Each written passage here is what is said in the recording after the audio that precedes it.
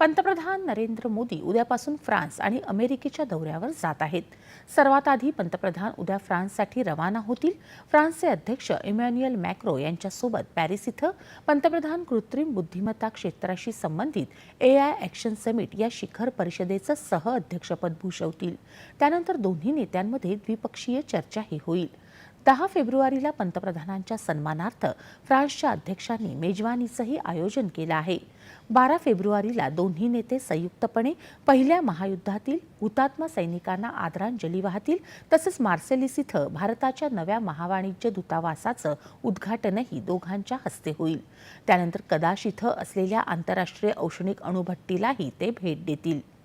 त्यानंतर 12 आणि 13 फेब्रुवारीला डोनाल्ड ट्रम्प यांच्या निमंत्रणावरून पंतप्रधान अमेरिकेला रवाना होतील। या दौऱ्यात मोदी आणि ट्रम्प यांच्यात विविध विषयांवर द्विपक्षीय चर्चा होणार आहे। यानंतरच्या बातम्या थोड्याच वेळात।